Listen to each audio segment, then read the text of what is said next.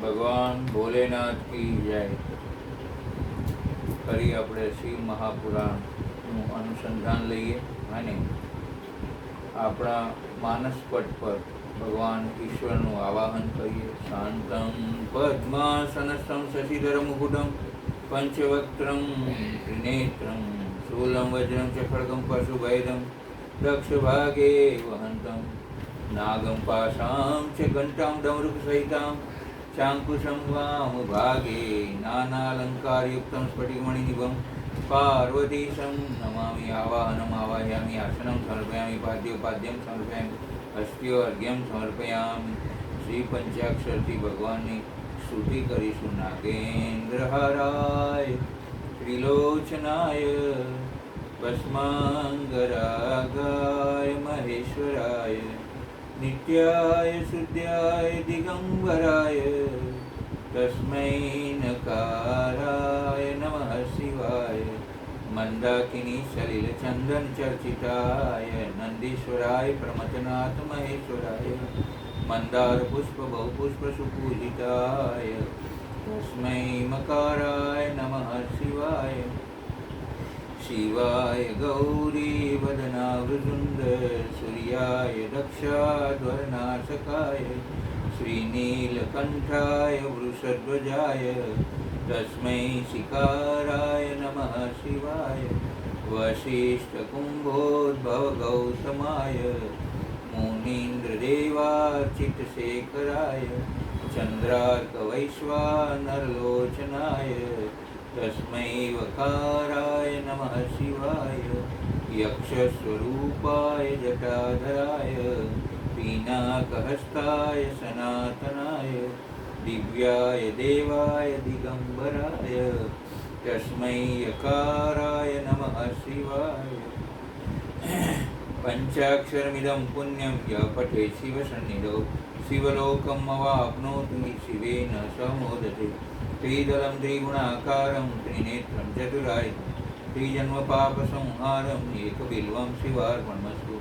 મૃત્યુંજય મહાદેવ ત્રાહિ માં શરણાં ગતં જન્મમૃત્યુ જરા વ્યાધિ પીડિતં કર્મબંધને. નમઃ શિવાય. ઓમ નમઃ શિવાય. હર હર ભોલે. નમઃ શિવાય. વિશ્વેશ્વરાય શિવ વિશ્વેશ્વરાય હર હર ભોલે. નમઃ શિવાય. નમઃ શિવાય. નમઃ શિવાય. હર હર ભોલે. નમઃ શિવાય. ગઈકાલે આપણે શિવ મહાપુરાણમાં ભગવાન શિવજી વાત વ્યક્ત કરી રહ્યા હતા કે કેવા વ્યક્તિઓ સ્વર્ગના અધિકારી બને છે. જે વ્યક્તિ જન્મથી શરૂ કરીને મૃત્યુ પર્યંત પોતાના શરીરમાં ભગવાને આપેલા આ પરમાત્માના અંશરૂપી આત્મામાં રહેલા ઐશ્વર્યનું રક્ષણ કરે છે. ગમે તેવી પરિસ્થિતિઓમાં પોતાના મનને સંયમિત રાખે છે. કામ ક્રોધ મોહ મત્સર મમતા એ બધી ઉપર પોતાનો વિજય પ્રાપ્ત કરે છે અથવા તો એની ઉપર કંટ્રોલ રાખે છે. એવી વ્યક્તિઓ સ્વર્ગના અધિકારી છે. એકાદ પકડો કદાચ આગળ આવી જાય વધારાનો તો તમે એને ગૌણ કરશો. કલ્યાણી માનસિક ધર્મથી યુક્ત મનુષ્ય સદાય સ્વર્ગમાં જાય છે. હું તેનું વર્ણન કરું છું, સાંભળો. નિર્જન વનમાં રખાયેલ પરાયા દ્રવ્ય પર જ્યારે નજર પડે છે એ સમયે જે મનથી પણ તેને લેવા ન ચાહે સ્વર્ગગામી થાય છે. એ જ રીતે જે પરાઈ સ્ત્રીને એકાંતમાં પામી મન દ્વારા પણ તેને કામવશ ગ્રહણ કરતો નથી. જે શત્રુ અને મિત્રને સદા એક ચિત્તથી અપનાવે છે. શાસ્ત્રોનું અધ્યયન કરતા પવિત્ર અને સત્ય પ્રતિજ્ઞ હોતા પોતાના જ ધનથી સંતુષ્ટ રહે છે. જેનાથી બીજાઓને કષ્ટ નથી પહોંચતું અને જેના ચિત્તમાં સદા મૈત્રીનો ભાવ ભર્યો રહે છે. જેના બધા પ્રાણીઓ પર દયા ભાવ રહે છે તે મનુષ્ય સ્વર્ગમાં જવાનો અધિકારી છે.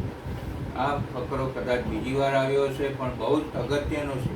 જે જીવનમાં ઉતારવા જેવો છે.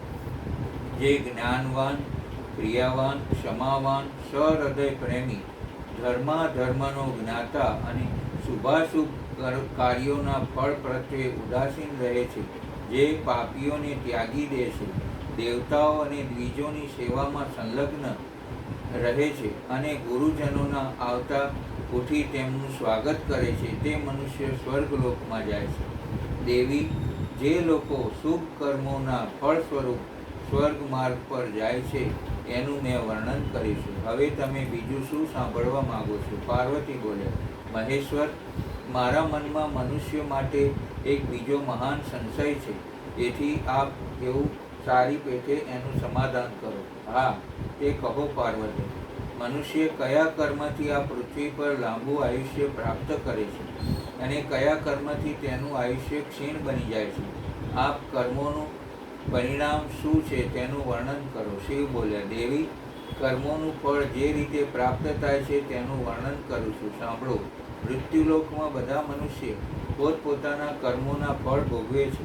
જે મનુષ્ય હાથમાં દંડા લઈ બીજાઓને પ્રાણ સંહારતા, સર્વત્ર હથિયાર ઉઠાવી પ્રાણીઓની હિંસા કર્યા કરતા, બધા જીવો પરત્વે નિર્દય બની રહેતા, સદાય બધાને ઉદ્વેગમાં નાખતા, કીટ અને પતંગાને પણ શરણું નહીં દેતા, અત્યંત નિષ્ઠુરતાપૂર્ણ વ્યવહાર કરે છે, તે નર્કમાં પડે છે. એથી ઉલટું, જે ધર્માત્મા છે તેને પોતાના સ્વરૂપને અનુરૂપ જ ગતિ મળે છે.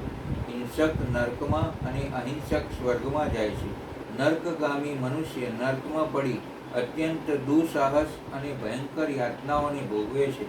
જો કોઈ કદી તેને નર્કમાંથી બહાર કાઢે છે, તો જો મનુષ્ય યોનિમાં આવે છે તો પણ ત્યાં એનું આયુષ્ય બહુ જ થોડું હોય છે. દેવી, જે શુભ કર્મ કરી જીવન વ્યતીત કરે છે, પ્રાણીઓની હિંસાથી દૂર રહે છે, જે શાસ્ત્ર અને દંડનો ત્યાગ કરી કદી કોઈની હિંસા કરતો નથી કે નથી કરાવતો, જેના બધા પ્રાણીઓ પ્રત્યે સ્નેહ છે તથા પોતાના અને પરાયામાં સમાન ભાવ રાખે છે, એવા પુરુષ સદા દેવપદને પામે છે. તે પોતાના શુભ કર્મોથી પ્રાપ્ત દેવોચિત સુખ ભોગનો પ્રસન્નતાપૂર્વક ઉપભોગ કરે છે.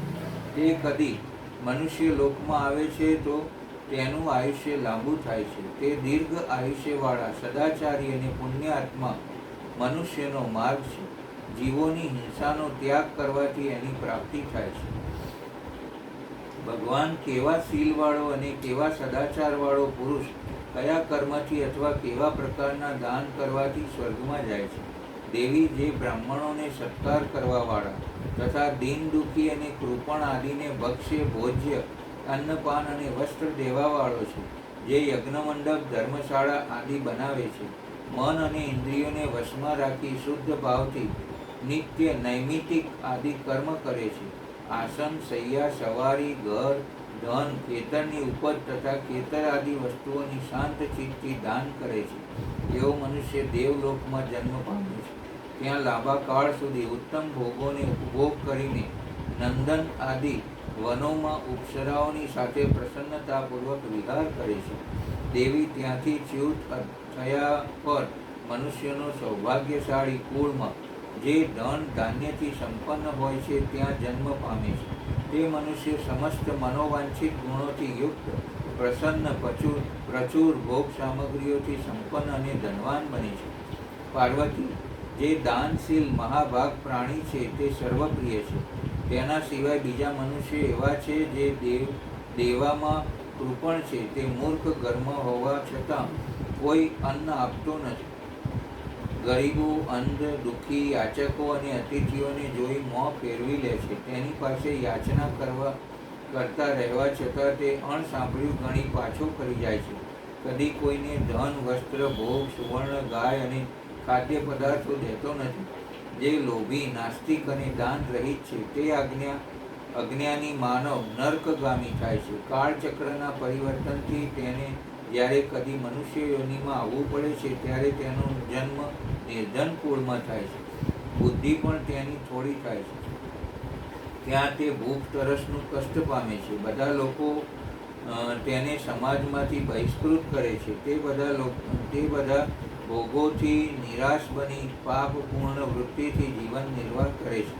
તેનો જન્મ એવા કુળમાં થાય છે જ્યાં ભોગ સામગ્રી બહુ થોડી હોય છે. આ રીતે દાન ન કરવાથી મનુષ્ય નિર્ધન બને છે. દેવી તેનાથી ભિન્ન અન્ય મનુષ્ય દંભી અને અભિમાની હોય છે.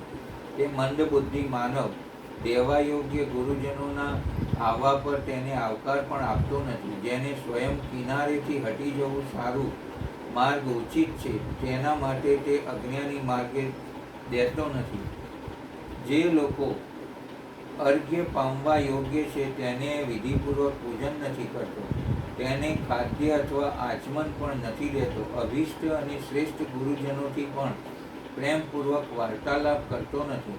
અભિમાનની સાથે જ વધેલા લોભને વશ બની તે માનનીય પુરુષોને પણ અનાદર અને મોટા તેમજ બુદ્ધાઓને તિરસ્કાર કરે છે. દેવી આવા સ્વભાવવાળા બધા મનુષ્યો નર્કમાં જાય છે.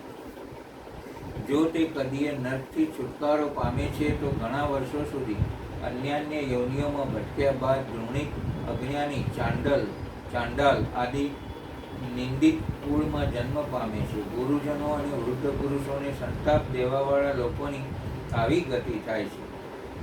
જે ન દંભી છે, ન માની છે, જે દેવતા અને અતિથિઓના પૂજક, લોક પૂજ્ય, બધાને નમસ્કાર કરવાવાળા, મધુરભાષી, બધા પ્રકારની ચેષ્ટાઓથી બીજાઓનું પ્રિય કરવાવાળા, બધા પ્રાણીઓને સદાય પ્રિય માનવાવાળા, દ્વેષ રહિત, પ્રસન્ન મુખ, કોમલ સ્વભાવ, બધાથી સ્વાગતપૂર્વક સ્નેહ વચન બોલવાવાળા, પ્રાણીઓની હિંસા ન કરવાવાળા, શ્રેષ્ઠ પુરુષોનું વિધિવત સત્કાર પૂજન કરવાવાળા, માર્ગ દેવા યોગ્ય પુરુષોને માર્ગ દેવાવાળા, ગુરુ, પૂજક અને અતિથિને અન્નનો અગ્રભાગ અર્પણ કરવાવાળા એવા પુરુષ સ્વર્ગમાં જાય છે.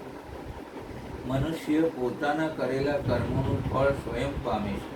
જેનું આચરણ નિર્દયતાપૂર્ણ હોય છે, જે બધા પ્રાણીઓના હૃદયમાં ભય ઉપજાવે છે, હાથ, પગ, રસ્સી, દંડા અથવા અન્ય સાધનોથી જીવોને કષ્ટ દે છે, હિંસા માટે ઉદ્વેગ પેદા કરે છે, જીવો પર આક્રમણ કરી અને તેને ઉદ્વિગ્ન બનાવે છે, આવા સ્વભાવ અને આચરણવાળા મનુષ્યો નર્કમાં પડે છે. તે કદાચ કાળક્રમથી મનુષ્ય યોનિમાં જાય છે તો અધમ કુળમાં જન્મ લે છે. ત્યાં તેને ઘણા પ્રકારની બાધાઓ અને ક્લેશ સહન કરવા પડે છે. તે અધમ મનુષ્ય પોતાના કર્મોના ફળ સ્વરૂપ બધા લોકોના દ્વેષવાળા બને છે. તેથી વિપરીત જે બધા પ્રાણીઓને દયાપૂર્ણ દ્રષ્ટિથી જુએ છે, બધા પરત્વે મૈત્રી ભાવ રાખે છે, પિતા સમાન નિર્વૈર બને છે, દયાળુ હોવા કારણ પ્રાણીઓને નથી ડરાવતો કે નથી મારતો, તેના હાથ પગ વશમાં છે, જે બધા જીવોમાં વિશ્વાસપાત્ર છે, રસી, દંડા અથવા અસ્ત્ર શસ્ત્રોથી કોઈ પણ જીવને ઉદ્વેગ નથી પહોંચાડતા, શુભ કર્મ કરી બધા પર દયા રાખે છે, એવા શીલ અને આચરણવાળા મનુષ્ય સ્વર્ગમાં જાય છે. ત્યાં દેવતાઓની જેમ તે દિવ્ય ભુવનનો આનંદ નિવાસ કરે છે. તે કદાચ પુણ્યક્ષય પછી મૃત્યુલોકમાં આવે છે તો મનુષ્યોમાં ક્લેશ રહિત અને નિર્ભય બને છે. તે સુખથી જન્મ લઈ અભ્યુદયશીલ બને છે, સુખના ભાગી અને ઉદ્વેગ શૂન્ય બને છે. દેવી આ સાધુ પુરુષોનો માર્ગ છે જ્યાં કોઈ પ્રકારની બાધા નથી. પાર્વતીજી બોલ્યા, ભગવાન, કેટલાક મનુષ્ય હોબાળા મચાવવામાં કુશળ હોય છે, તેથી કૃપયા બતાવો કયા કર્મથી મનુષ્ય બુદ્ધિમાન બને છે, તથા જે લોકો જન્મથી જ અંધ, રોગી અને નપુંસક દેખાય છે તેઓનું એવું થવું કયા કારણે છે, બતાવવા કૃપા કરો. શિવજી બોલ્યા, જે લોકો વેદતા, સિદ્ધ તથા ધર્મજ્ઞ બ્રાહ્મણથી પ્રતિદિન શુભાશુભ કર્મ પૂછે છે અને અશુભનો ત્યાગ કરી શુભ કર્મનું સેવન કરે છે, તે આ લોકમાં સુખથી રહે છે અને અંતમાં સ્વર્ગગામી બને છે. આવા લોકો જ્યારે ફરી કદી મનુષ્ય યોનિમાં આવે છે ત્યારે બુદ્ધિમાન બને છે. જેનું વેદધ્યયન, યજ્ઞ અનુષ્ઠાનમાં સહાયક થાય છે, તે કલ્યાણ ભાગી બને છે. જે પરાક્રમી સ્ત્રીઓ પર કુદ્રષ્ટિ નાખે છે, તે આ દુષ્ટ સ્વભાવ કારણ જન્માંધ બને છે. જે દૂષિત મનથી પરાઈ સ્ત્રીને નગ્ન જુએ છે, તે પાપી મનુષ્ય આ લોકમાં રોગથી પીડિત હોય છે. જે મૂર્ખ અને દુરાચારી માનવ પશુ આદિની સાથે મૈથુન કરે છે, તે મનુષ્ય નપુંસક બને છે. જે પશુઓને બાંધી રાખે છે તે નપુંસક બને છે. પાર્વતી બોલ્યા, દેવી, દેવશ્રેષ્ઠ, કયું કર્મ અનિંદા છે? કયા આચરવાથી મનુષ્ય કલ્યાણ ભાગી બને છે? દેવી, જે કલ્યાણમય માર્ગની ઈચ્છા રાખતા જતા સદા બ્રાહ્મણથી તેની જિજ્ઞાસા રાખે છે, જે ધર્મનું અન્વેષણ અને ગુણોની અભિલાષા કરે છે, તે સ્વર્ગમાં જાય છે. દેવી, જો તે કદી ફરી મનુષ્ય યોનિમાં આવે છે તો મેઘાવી અને ધારણા શક્તિથી યુક્ત હોય છે. એ સત્પુરુષોનો ધર્મ બધાના કલ્યાણ કરવાવાળો છે, એથી એ પર ચાલવું જોઈએ. તે હું મનુષ્યોના હિત માટે બતાવું છું. ભગવાન, કોઈક લોકો વ્રત અને તપથી ભ્રષ્ટ અને રાક્ષસ સમાન દેખાય છે, અને કોઈ મનુષ્ય યજ્ઞ પારાયણ દ્રષ્ટિગોચર થાય છે. તે કયા કર્મ વિપાકનું ફળ છે? દેવી, લોક ધર્મના પ્રતિપાદક શાસ્ત્ર અને પ્રાચીન મર્યાદાને પ્રમાણ માનીને જે તેનું અનુસરણ કરે છે તે દ્રઢ સંકલ્પ અને યજ્ઞ તત્પર દેખાય છે, પરંતુ જે મોહને વશીભૂત બની અધર્મને ધર્મ બનાવે છે, તે વ્રત અને મર્યાદાનો લોપ કરવાવાળા માનસ બ્રહ્મ રાક્ષસ બને છે. તેમાંથી જે લોકો કાળક્રમથી અહીં ફરી મનુષ્ય યોનિમાં જન્મ લે છે, તે રોગ આદિથી શૂન્ય અને મનુષ્યોમાં અધમ હોય છે. દેવી, મેં તમારા સંદેહનું નિવારણ કરવા સારું આ મનુષ્યોમાં શુભાશુભ કર્મનું નિરૂપણ કર્યું. હે મહાદેવ, હે પાર્વતીજી, અમે પણ અમારા ભાગ્ય સાથ આ મહત જ્ઞાન સાંભળવા પુણ્ય બન્યા. આપની જય હો, જય જય હો. માયા અને કુંડળ શ્રી પાર્વતીને મસ્તક ઝુકાવી નમીને બોલ્યો, મહાભાગ, તમારે પણ કંઈ પૂછવા જાણવા ઈચ્છા હોય તો પૂછો, હું તો તેનો અવશ્ય ઉત્તર વાળી. દંપતીના વિનય અનુનયથી પ્રસન્ન શિવજી બોલ્યા, હે દેવેશ, અન્ય તો નહીં, પણ મને આ 7 વાર અને તેના મહત્વ તથા ફળ અંગે કહેવાની કૃપા કરો, તે અનુગ્રહિત થઈશ. માયા નમીને બોલી, હે પુણ્યવાન, સાંભળો. રવિવાર સૂર્યદેવ માટે, દેવતાઓ માટે તથા બ્રાહ્મણો માટે વિશિષ્ટ વસ્તુ અર્પણ કરવા માટે છે. આ સાધન વિશિષ્ટ ફળદાયી બને છે તથા તે દ્વારા શાંતિ મળે છે. સોમવારે વિદ્વાન જન સંપત્તિની પ્રાપ્તિ માટે લક્ષ્મી આદિની પૂજા કરે તથા સપત્ની બ્રાહ્મણોને ઘીથી પકાવેલ અન્નનું ભોજન કરાવે. મંગળવાર રોગોની શાંતિ માટે કાલી આદિની પૂજા કરે. અડદ મગની દાળયુક્ત અન્નનું ભોજન બ્રાહ્મણોને કરાવે. બુધવાર વિદ્વાન જન દહીંયુક્ત અન્નથી વિષ્ણુની પૂજા કરે. આમ કરવાથી સદા પુત્ર મિત્ર આદિની પુષ્ટિ થાય છે. જે દીર્ઘાયુષી બનવાની ઈચ્છા રાખે છે તે ગુરુવારે દેવતાઓની પુષ્ટિ માટે વસ્ત્ર, યજ્ઞોપવિત તથા ઘીવાળી ખીરથી યજન પૂજન કરે. ભોગોની પ્રાપ્તિ માટે શુક્રવાર એકાગ્રચિત્ત બની દેવતાઓનું પૂજન કરે અને સાધુ બ્રાહ્મણને તૃપ્તિ માટે 6 રસોથી યુક્ત અન્ન દે. આ જ રીતે સ્ત્રીઓની પ્રસન્નતા માટે સુંદર વસ્ત્રો આપે. શનિવાર અપમૃત્યુના નિવારણ કરવાવાળો છે. તે દિવસે બુદ્ધિમાન જન રુદ્ર આદિનું પૂજન કરે. તલના હોમથી દાનથી દેવતાઓને સંતુષ્ટ કરીને બ્રાહ્મણ શ્રમણને તલ મિશ્રિત અન્નનું ભોજન કરાવે. જે આ રીતે દેવતાઓની પૂજા કરશે તે આરોગ્ય આદિ ફળના ભાગી બનશે. વાહ દયામય! 7 વારની મહત્તા કહી અમને મહાભાગ્યવાન બનાવે. સાંભળી માયાને કુંડલ નમ્યા. ભદ્રાયુને પણ ચરણમાં મૂક્યો અને પછી પાછા પગલે પોતાના આશ્રમે જવા પાછા વળ્યા. ત્યારે કૈલાસ પરના શિવ પાર્વતીના દર્શન કરતા તેઓ ધરાતા ન હતા. ભાગ 29. અગ્નિશ્વર. નાથ પૂજા કરી નિવૃત્ત થતા પતિદેવ વિશ્વાનરની નિકટ બેસતા તેના રૂપ ગુણવતી ભાર્યા સુચિસ્મતી કંઈક કરુણા ભીના અવાજે મસ્તક બેઉ પગના ઘૂંટણ પર ઝુકાવીને બોલ્યા, કેમ કંઈ દયાર્દ બની ગયા? જેના પતિ તાપસ ને બ્રહ્મ તેજયુક્ત હોય તેની ભાર્યાનો સાદ આવો શોકાતુર હોય? તેજસ્વી જ્ઞાનવારીથી છલકાતા બેઉ નયનો પતિ સુચિસ્મતી તરફ નોંધી વિશ્વાનર બોલ્યા, શોક તો કંઈ જ નથી પતિદેવ, તમારા સાહચર્ય બધા સુખ પ્રાપ્ત થયા છે. આપ મહાજ્ઞાની, મહાન તાપસ ને મહાસાધક છો. મારી ઈચ્છા પૂર્તિ કરી શકો તેમ છો. એટલે આ શોક ઉદ્ગાર નથી, પણ વાંછના તૃપ્તિની માગણી છે. સબળ પતિ વિના નારીની મહેચ્છા કોણ પૂરી કરે? રૂપવતી ભાર્યાના મોં સામે તેની પીઠ પાછળ લહેરાતા ભુજંગશા કેશકલા વસ્ત્રોની સુઘડતા અને ચારુતા તરફ આંખોમાંથી પ્રસન્નતા પ્રણય ધોધ ભણી વિશ્વાનર જોઈ રહ્યા અને તુલસી પત્ર આંખે અડકાળી શાલિગ્રામ પર મૂકતા બોલ્યા, સાચી વાત કીધી. શુચિસ્મતી, પત્નીના મનોભાવ પૂરા કરવા એ પતિની ફરજ છે.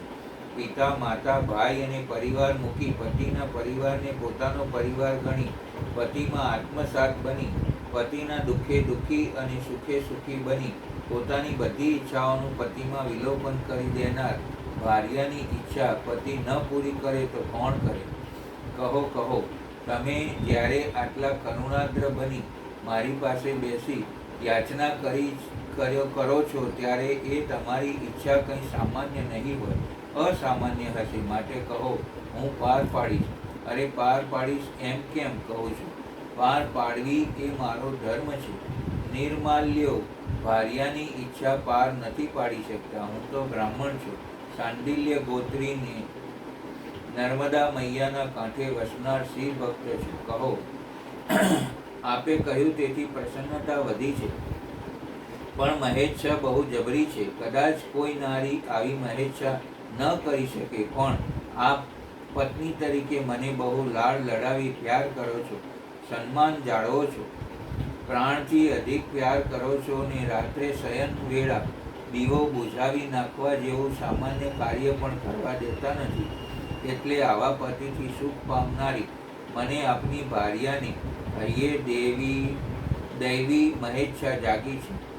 આવી આપની શ્રદ્ધાએ જ કદાચ મારા અંતરમાં મહેચ્છા પ્રગટી હોય. હવે સુખ અને શાંતિપૂર્વક એનું બયાન કરો. મને મહેશ્વર સરખો પુત્ર મળે. અરે શુચિસ્મતી, સાચે જ તમારી ઈચ્છાને તમારું વરદાન કઠિન છે.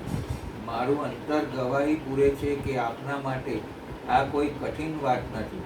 કહી શુચિસ્મતી પતિના પૂજાના સાહિત્ય સરખા કરવા નિકટ બેઠી ત્યારે આ મહેચ્છા પ્રગટ કર્યાની પ્રસન્નતાથી તેનો દેહ અગોચર અને અનિવર્ચનીય ફોરમે એવો ફોરી રહ્યો હતો. સારું, હું તમારી દેવી મહેચ્છા પૂર્ણ કરીશ. શાસ્ત્રો કહે છે કે જે પતિ પત્નીને પ્રસન્ન રાખે છે, સુખ આપે છે, ત્યાં દેવતાઓનો વાસ હોય છે. તમારી પ્રસન્નતાને સુખ સારું હું શિવ આરાધના કરીશ, વર પામીશ ને એથી તમને મહેશ્વર સરખો પુત્ર પ્રાપ્ત થશે. માનું છું કે શિવે જ તમારામાં પ્રેરણા મૂકી આવી મહેચ્છા જાગૃત કરી હોય. અને બીજે દિવસે એક પત્ની વ્રતી વિશ્વાનર મુનિ શુચિસ્મતીને આશ્વાસન દઈ વારાણસી ગયા અને ઘોર તપ દ્વારા ભગવાન શિવની વીરેશ લિંગની આરાધના કરવા લાગ્યા. આ રીતે 1 વર્ષ સુધી ભક્તિપૂર્વક વીરેશ લિંગની ત્રિકાલ અર્ચના કરતા જતા અદ્ભુત તપ કર્યું. 13મો માસ આવ્યો ને એક દિવસ તે દ્વિજવર પ્રભાતે ત્રિપત ગામની ગંગાના જળમાં સ્નાન કરવા ગયા. જ્યાં વીરેશની નિકટ પહોંચ્યા ત્યાં જ એ તપોધનને એ લિંગની વચ્ચે એક 8 વર્ષનો વિભૂષિત બાળક દેખાયો. એ નગ્ન શિશુના નેત્ર કાન સુધી ફેલાયેલા હતા.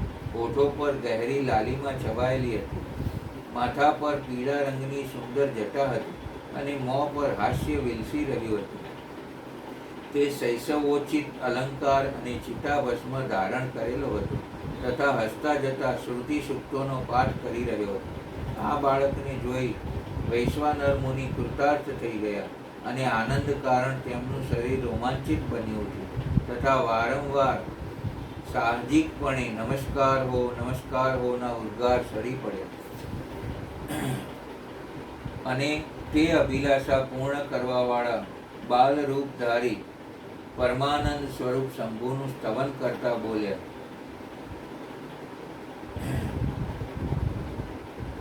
ભગવાન, આપ જ એકમાત્ર અદ્વિતીય બ્રહ્મા છો.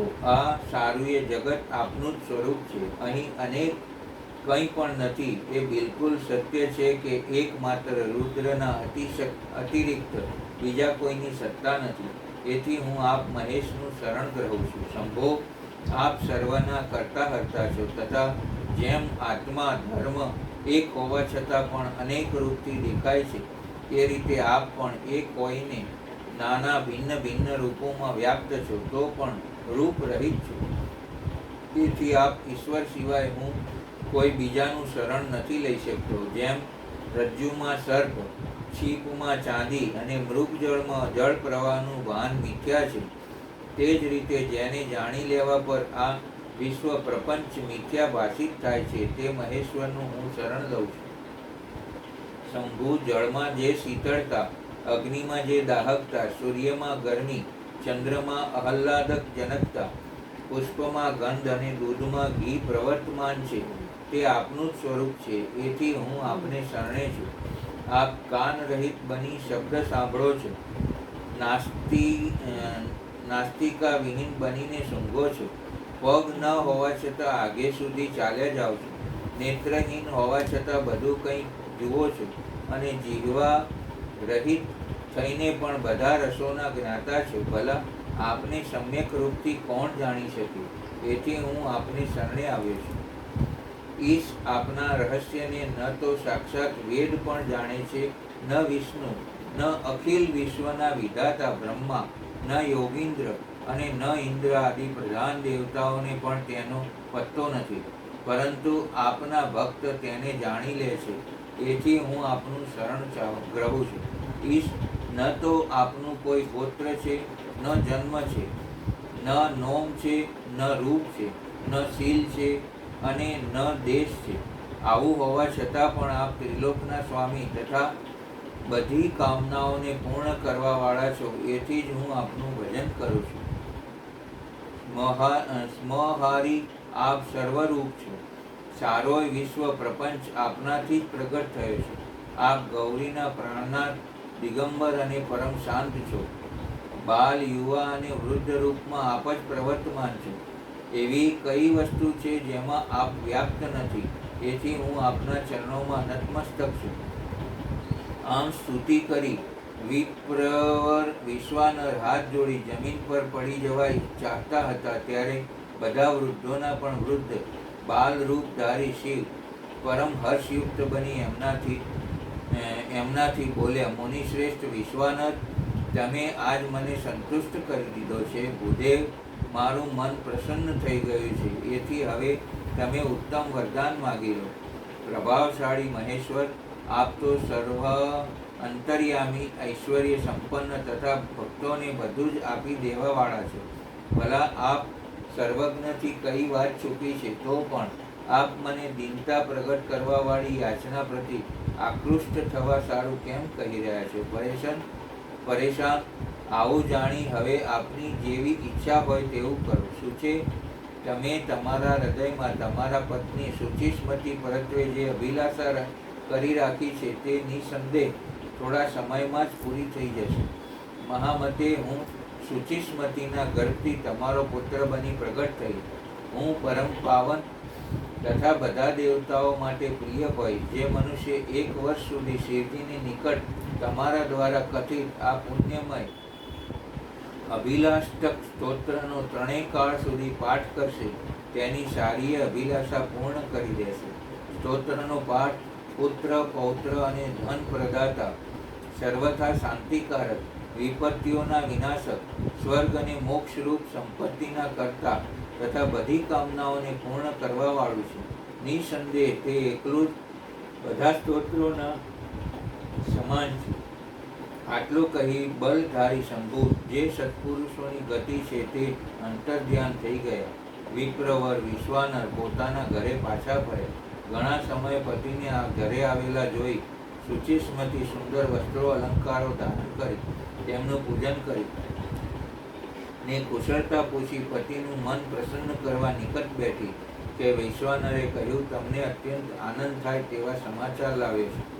જેના પતિ પત્નીના સુખ માટે, તેની ઈચ્છા પૂર્તિ માટે ચિંતિત હોય, તેની ભાર્યાને આનંદજન્ય સમાચાર સાંભળે, વિશ્વની કોઈ જ નારીને ન સાંભળે એવું સુખ તમને સાંભળશે, તો એ સબળું પતિના ઉત્કૃષ્ટ પરિશ્રમનું પરિણામ હશે. ભગવાન મહેશ્વર આપણે ત્યાં પુત્ર રૂપે જન્મશે.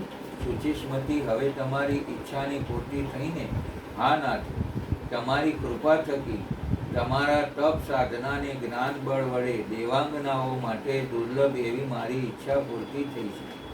કારણ કે હું જાણું છું કે જે ઘરમાં નારીની ઈચ્છા સંતોષાય ને પ્રસન્ન રહે તે ઘરમાં આમે દેવતાઓનો વાસ થાય છે, તો પછી શિવદેવનો વાસ કેમ ન થાય?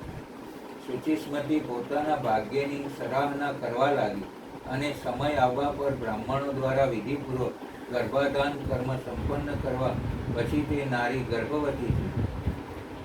8મો મહિનો આવવા પર વિશ્વાનરે સુખપૂર્વક પ્રસવ હોવાના અભિપ્રાયથી ગર્ભના રૂપની સમૃદ્ધિ કરવાવાળા સીમંત સંસ્કાર સંપન્ન કરાવે.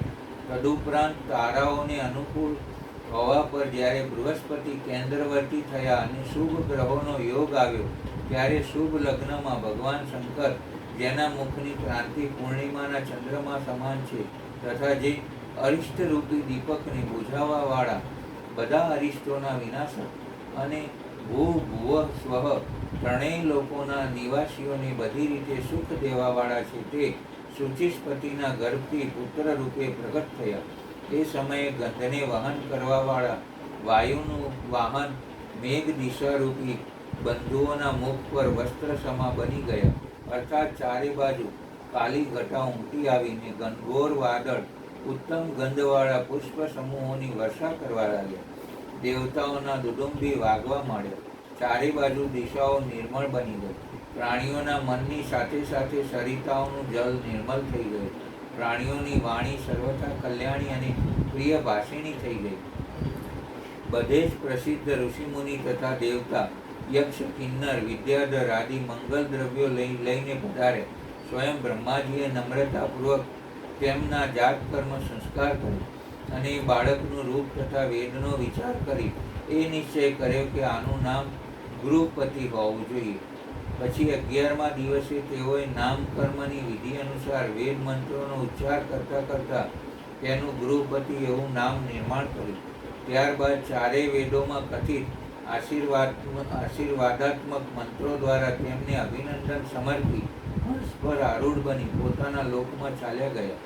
ઉપરાંત શંકર પણ લૌકિક ગતિનો આશ્રય લઈ એ બાળકની રક્ષાનો ઉચિત પ્રબંધ કરી પોતાના વાહન પર ચડી પોતાને ધામ ચાલ્યા ગયા. એ જ રીતે શ્રી હરિએ પણ પોતાના લોકનો રાહ લીધો. એ જ રીતે બધા દેવતા, ઋષિ મુનિ આદિ પણ પ્રશંસા કરતા કરતા પોતપોતાના સ્થાને પધારી ગયા. તે પછી વૈશ્વાનરે યથા સમય બધા સંસ્કારો કરતા જતા બાળકને વેદ અધ્યયન કરાવ્યું અને 9મું વર્ષ આવ્યું ત્યારે માતા પિતાની સેવામાં તત્પર રહેવાવાળા વિશ્વાનર નંદન ગૃહપતિને જોવા નારદજી આવ્યા કે દંપતીએ આનંદ વિભોર બની તેમનું સ્વાગત ને પૂજન કરી પુત્રને તેમની સમીપ બેસાડીને કહ્યું, દેવર્ષિ, આ અમારો પુત્ર છે.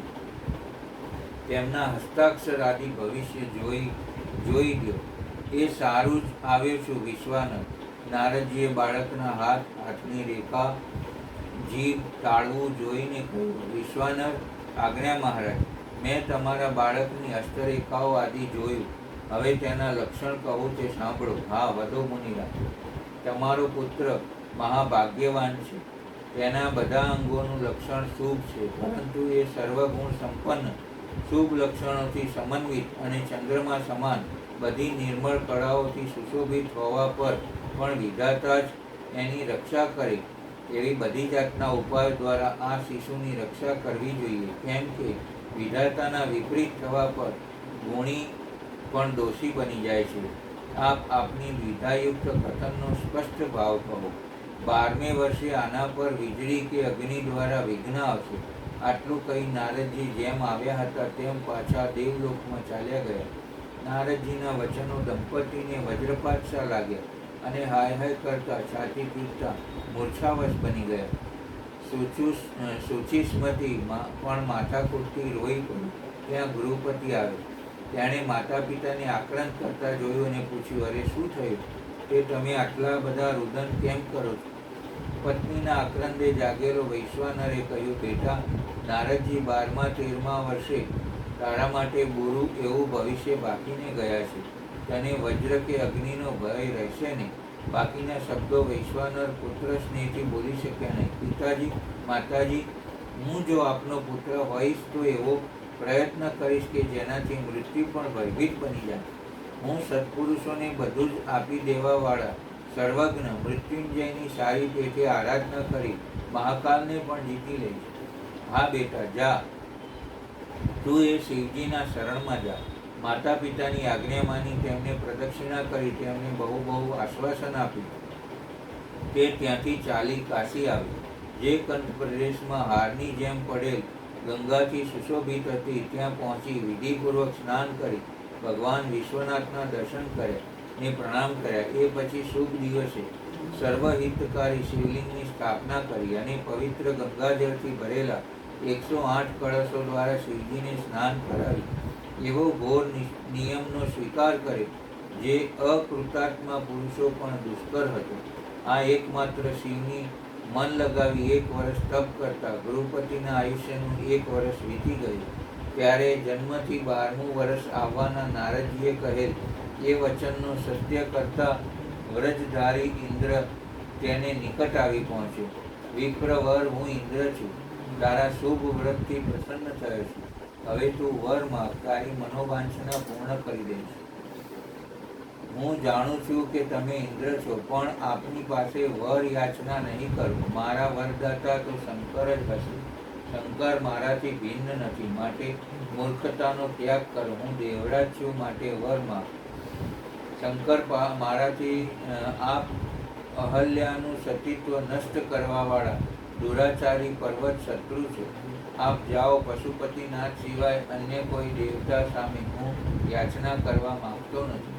ગૃહપતિના આવા વચન સાંભળતા જ ઇન્દ્ર ક્રોધથી લાલ બની ગયા અને તેમણે ભયંકર વજ્ર બાળક સામે ઉગામતા જ તે મૂર્છિત બની ગયો. થોડી જ વારે શિવ પ્રગટ થયા અને મૂર્છિત ગૃહપતિના શરીર પર હાથ સ્પર્શ કરતા બોલ્યા, વત્સ, ઉઠ ઉઠ. સુંદર માધુર્ય સૌહાર્દ્રપૂર્ણ વચનો કાને જતા જ ગૃહપતિ જાગ્યા ને જોયું તો સેંકડો સૂર્યોથી અધિક પ્રકાશમાં શંભુની ઉપસ્થિતિ જોયાને ભાવ વિભોર બની પર્વતની જેમ ઊભા રહી પ્રાર્થના કે સ્તુતિ પણ ન કરી શક્યો. ત્યારે શિવ બોલ્યા, ગૃહપતિ, દેખાય છે તમે ઇન્દ્રના વજ્રથી ડરી ગયા. તમે ભયભીત ન બનો, કેમ કે મારા ભક્ત પર ઇન્દ્ર અને વજ્ર તો શું, પણ યમરાજ પણ પોતાનો પ્રભાવ પાડી શકતા નથી. આ તો મેં તમારી પરીક્ષા લીધી હતી અને મેં જ તમને ઇન્દ્રરૂપ ધારણ કરી ડરાવ્યા હતા. ભદ્ર, હવે હું તમને વર આપું છું. આજથી તમે અગ્નિપથના ભાગી થશો. તમે બધા દેવતાઓ માટે વરદાતા બનશો. અગ્નિ, તમે બધા પ્રાણીઓના અંદર જઠરાગ્નિ રૂપી વિચરણ કરશો. તમારા દ્વારા સ્થાપિત આ શિવલિંગ તમારા નામથી અગ્નિશ્વર નામથી પ્રસિદ્ધ થશો. તે બધા પ્રકારના તેજોની વૃદ્ધિ કરવા વાળું થશે. જે લોકો અગ્નિશ્વર લિંગને ભક્ત થશે તેને વીજળી અને અગ્નિનો ભય નહીં રહે. મંદાગ્નિ નામનો રોગ ઘૂંસે નહીં. કાશીપુરીમાં સ્થિત બધી સમૃદ્ધિઓને પ્રદાતા અગ્નિશ્વરની સારી પેઠે અર્ચના કરવાવાળા ભક્ત જો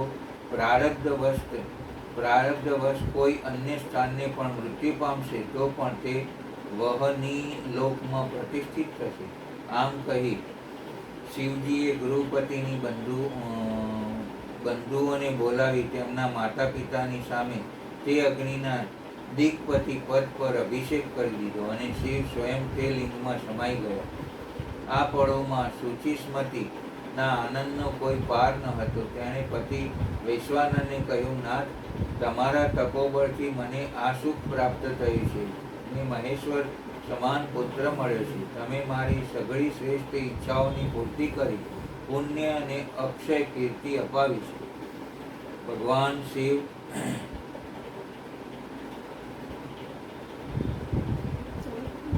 ભગવાન શિવજીની મહાપારાયણ આગળ ધપાવ્યું. ભાગ 30. શિવલોકની શોભા. વૃત્તાસુર. દેવતાઓ માટે એ નામ જ ભયાનક હતું.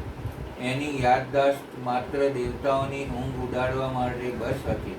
ઐરાવત, ઉચ્ચ શ્રવા, અશ્વ અને વજ્રવાળા ઇન્દ્રના સ્વર્ગ પર એની ચઢાઈના ભણકારા વાગતા હતા. અને એ ચડી આવ્યો.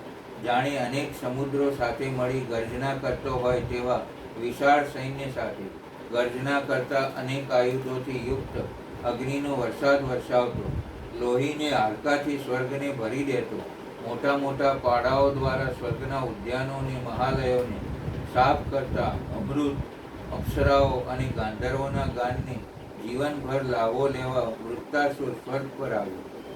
ઇન્દ્ર, વરુણ, અગ્નિ, યમ, કુબેર આ બધા દેવોએ વૃત્તાસુરને યુદ્ધ આપ્યું. ઇન્દ્રે ઐરાવત પર ચડી હાથમાં ધનુષ્ય લઈ વૃત્તાસુરને મારવા ભરચક પ્રયત્ન કર્યો, પણ બાણ વર્ષાથી અસુર સૈન્ય છાઈ ગયું તો પણ દૈત્ય પાછો ન હટ્યો ને આધિપત્ય જમાવતા ગયા. દેવરાજે હાથમાં વજ્ર લીધું. ભીષણ કડાકા ઉઠ્યા, પણ વરદાનધારી દૈત્યો કે વૃત્તાસુર લેશ માત્ર ન ગભરાયા. ઇન્દ્રનું વજ્ર નકામું ગયું. દેવગણોને ભાગવા વેળા આવી. ભાગીને ક્યાં જશું? દેવતાઓએ મુખ્ય દેવોને પૃચ્છા આદરી. જ્યાં જશું ત્યાં વૃત્તાસુર પાછળ આવશે ને એક એક દેવતાને શોધીને મારતો રહેશે. પર્વતની ગુફાઓમાં જઈએ, ત્યાં તો ગોતવું એને સુગમ પડશે. જંગલોમાં વસીએ, ખબર મળતા જ એક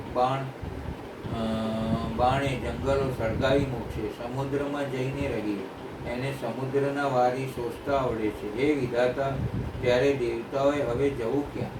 દેવતાઓ બધા પૃથ્વી પર દધીચી મુનિના આશ્રમે ચાલો, ત્યાં નિર્ભયતા છે. ત્યાં આશ્રમમાં વૃત્તાસુર પ્રવેશી કે શસ્ત્રો ફેંકી શકશે નહીં. ઇન્દ્રનો સંદેશો ભૂમિ વળ્યો. બધા દેવતાઓ શસ્ત્રોના ઘા કરી દધીચી મુનિના આશ્રમે તેમના અરણ્ય ગયા. ચળકતા મુગટ કુંડળવાળા અને સુંદર વસ્ત્રોવાળા દેવગણોથી દધીચી મુનિનો આશ્રમ ભરચક ભરાઈ ગયો. મુનિપત્ની સુવર્માએ યુદ્ધથી થાકેલા અને પરાજિત દેવતાઓના સ્વાગત કરી ઠંડુ જળ પાયું. ખાવા માટે ફળો અને મધ આપ્યો. ગાયોના દૂધ પાયા. દેવોએ સ્વર્ગમાંથી સાથે આવેલા પોતાના ગુરુ બૃહસ્પતિને પૂછ્યું, હવે હા વિધે ભાગ્યના ભેરું છે, એટલે હું તમે ઇન્દ્ર અને અગ્નિ, વરુણ, યમ, કુબેર આટલા ચાલો. બધા આગેવાન દેવતાઓએ ગુરુ બૃહસ્પતિ સાથે બ્રહ્મલોકમાં આવ્યા. વેદ લખતા બ્રહ્માએ વિશ્રાંતિ લીધી અને મીઠું મલકીને કહ્યું, કહો દેવગણો, સી વાતને સી કામના સાથે આવ્યા છે? દેવેશ્વર વૃત્તાસુરે અમારા સ્વર્ગનું રાજ્ય પડાવી લીધું છે. અમે ભાગી દધીચી મુનિના આશ્રમે આવતા રહ્યા છીએ. દેવોના સ્થાને ત્યાં દૈત્યો સ્વર્ગમાં વસ્યા છે. હે દેવરાજ, વૃત્તાસુર તો વરદાનધારી છે, નહીં મરે. અમારા નસીબ, તમે ઉઠીને આવું ભવિષ્ય ભાંકો એટલે પતી ગયું ને. નિરાશ થઈ દેવરાજ બોલે, વિધે કોઈ ઉપાય ન હોય એવું બને જ નહીં. ચાલો હવે આપણે વરદાનધારી હો, પણ આખર તો એ દૈત્ય જ છે, એટલે વરદાતા તેને જ કદી અમરત્વ આપે જ નહીં.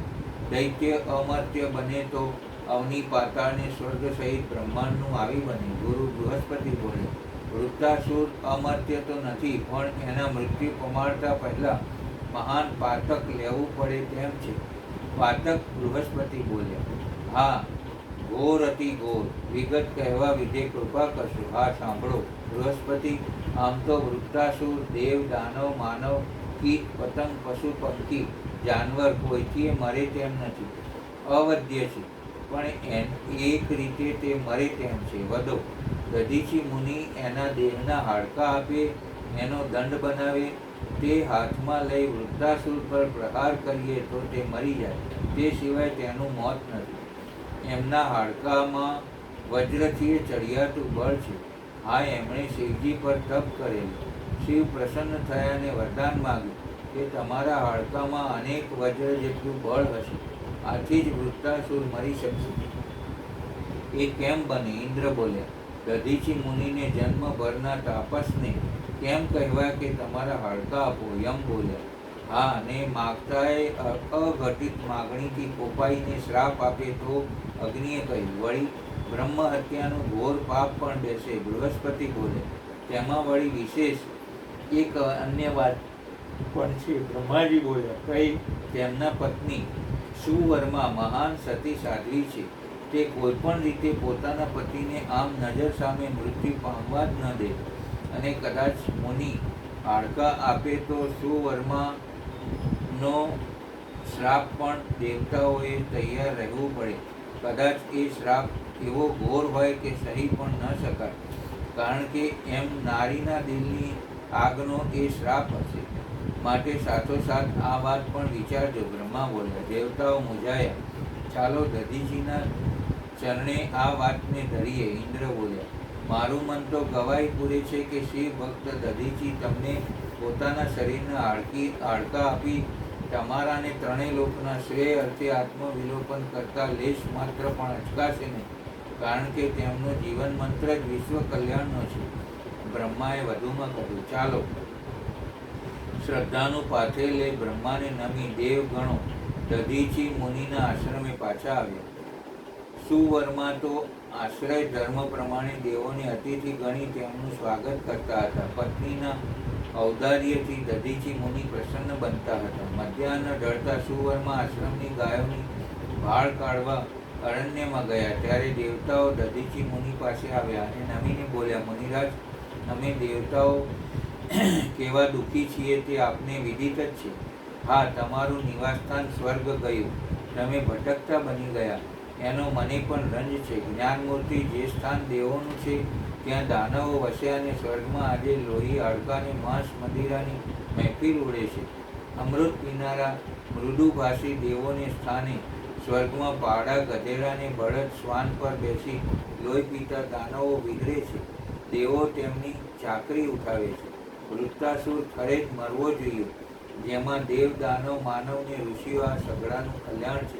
પણ એનું મૃત્યુ આપના હાથથી હોય તો વિશ્વ શ્રેયાર્થે મારો હિસ્સો પુરાવો.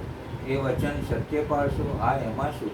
ત્યારે વૃત્તાસુર આપના દેહના હાડકાના દંડથી મૃત્યુ પામશે. આમ કોણે કહ્યું? બ્રહ્માજીએ. તમે ત્યાં જઈને આવ્યા? હા. ત્યારે એમના વચન સત્ય હોય. હવે અમે આપની પાસે આપના દેહના હાડકાની માગણી કરી શકીએ નહીં. માગણી કર્યા વિના, ઉપકારનો ભાવ બતાવ્યા વિના સૌના શ્રેયાર્થે હું મારા દેહના હાડકા આપીશ. પણ મુનિરાજ, એમાં એક બીજો પણ ભય છે. આપના ભાર્યા સુવર્માને આ વાત રૂચે જ નહીં. પતિનું નજર સામે થતું મૃત્યુ કઈ નારી જોઈ શકે? એ અમને શ્રાપ આપશે જ. હા દેવરાજ, એ સંભવિતતા પણ ખોટી તો નથી જ. પણ જીવનમાં આવી પડેલ જીવ કલ્યાણની આ પળ હું જતી પણ કેમ કરી શકું?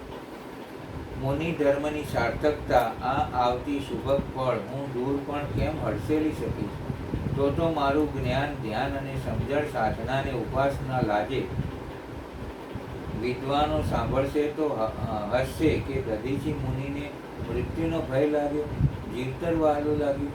આપની આ ભાવના સાથે આપની ભાર્યા સંમત ન બને તો આપ એમને સમજાવવા પ્રયત્ન કરશો. દેવરાજ, જગતની કોઈ નારી સ્વેચ્છાએ પતિના મૃત્યુને પસંદ કરે જ નહીં. તેના બદલે પોતાના પ્રાણની આહુતિ આપે. તે જ રીતે સુવર્મા પણ તેની નજર સામે મારું મૃત્યુ ન જ જોઈ શકે. ને મારા મૃત્યુ કારણ આપ છો, એટલે આપ સૌને તે શ્રાપ આપવા વિના પણ ન જ રહી શકે. દધીચી મુનિ બોલ્યા. દેવતાઓએ આગમાં ઊંચે જોયું. સૂર્ય ભગવાનના પોતાનો રથ પશ્ચિમ આગમાં નમાવતા હતા. ત્યાં બહાર ગાયોના ભાંભરવાનો ને સાથે વહી આવતા સુવર્માનો મધુર અવાજ સંભળાયો. હાલો માં, આજ તમારા આંગણે સ્વર્ગના દેવો મહેમાન થઈને આવ્યા છે. તમે આવવામાં મોડું કરશો તો હું તેમને દોહી લાવીશ ક્યારે? ને અતિથિઓને રાત્રિ ભોજનમાં દૂધ ક્યારે આપી શકીશ? જવાબમાં ગાયોના ગળામાં બાંધેલ ઘંટડીઓનો મધુર અવાજ કરી ઉઠ્યો, જે સંતપ્ત દેવોના દિલમાં પણ માધુર્યનું સિંચન કરી રહ્યો. સુવર્મા પર્ણશાળામાં પ્રવેશ્યા અને પતિને દેવતાઓથી ઘેરાયેલા જોયા. આજ તો કોણ જાણે કેમ ગાયો બહુ દૂર નીકળી ગઈ હતી. અંદર આવતા વેત સુવર્માએ પતિ સામે ફરિયાદ કરી. હોય જાનવર છે. જાનવર તો પણ ઋષિ આશ્રમના, તેમનાથી મર્યાદા ત્યારે દોહવા બેસો છો. આ બેઠી જ ને? ઠીક, ગાયો દોઈ પછી અહીં મારી પાસે આવી જજો. સારું, તમે સાયમ યજ્ઞ કર્યો? ના, હવે કરીશ. આજ કેમ બહુ મોડું કર્યું ને તમારા સાધમાં, ઉચ્ચારમાં, મુખ ભાવોમાં મને પરિવર્તન કેમ દેખાય છે? અમસ્તુ. ના પત્ની જેટલું પતિના મનોભાવનું પરિવર્તન જલ્દી કોઈ જ પીછાની શકતું નથી. આટલા બધા મહેમાનોને સ્વાગત બોજ એ તો મને છે, તમને ક્યાં હતો? પ્રતિ પડે દધીચી જાણે બંધાતા જતા હતા. ધ્યાન અવસ્થામાં બેસવું છે ને દેવગણ અતિથિ છે. આ વિસંવાદિતતા દિલ પર થોડો બોજ લગાવે છે. ઠીક, આ ઉચ્ચારણ પણ સુવર્માને સત્યમય ન ભાષ્યું, તેમ ખોટું પણ ન ભાષ્યું. દેવો પ્રતિપળે ચમકતા હતા. ધર્મ મમ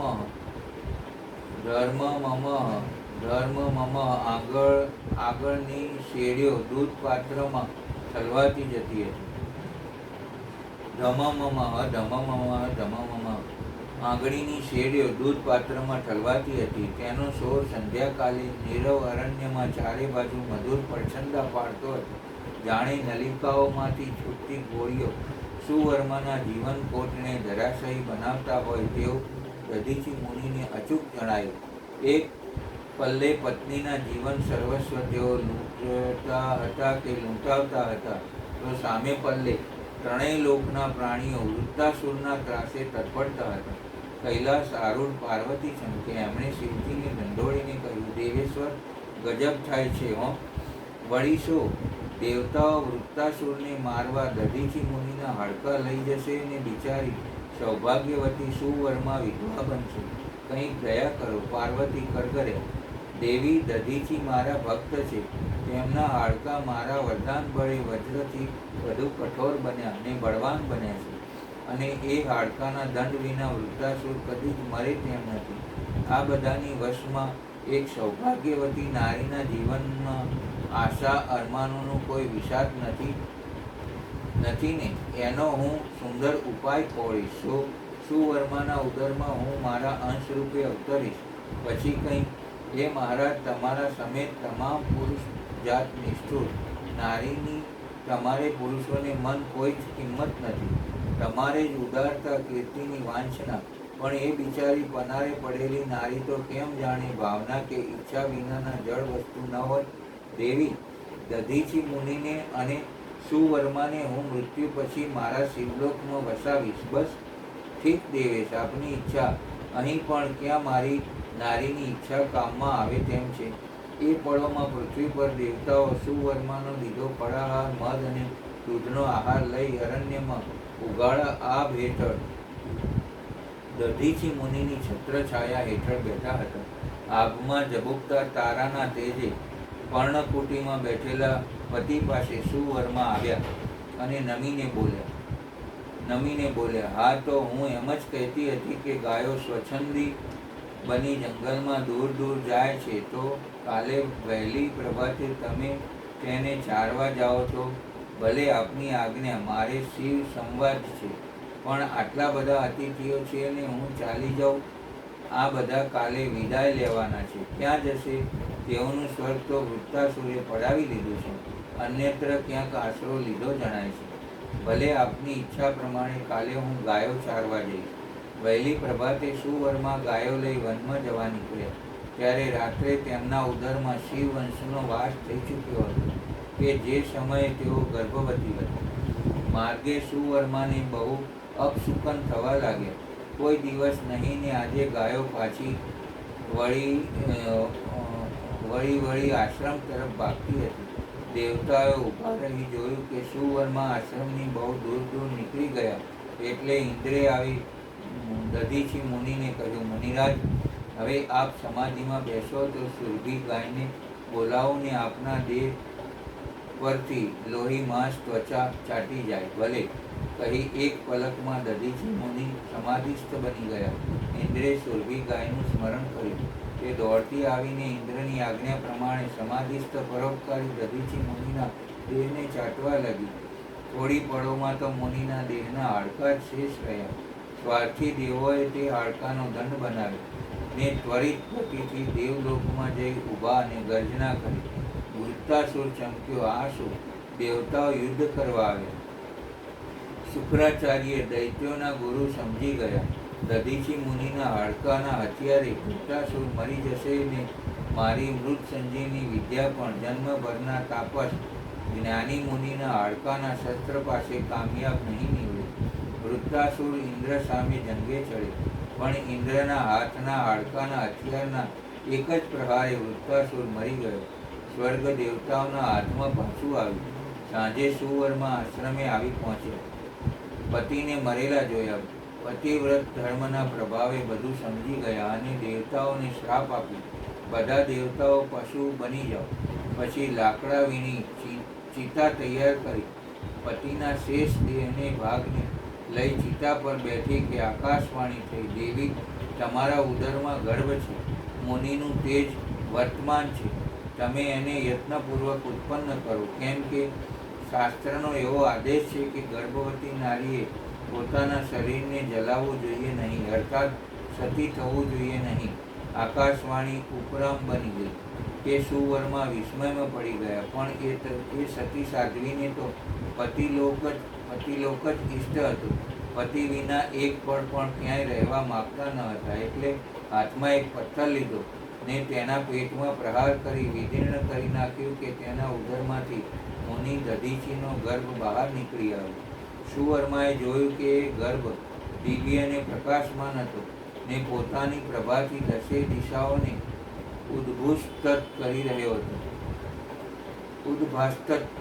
હતો. એ ગર્ભ સાક્ષાત રુદ્રનો અવતાર હતો અને જોત જોતામાં દિવ્ય સ્વરૂપધારી પુત્ર બની ગયો.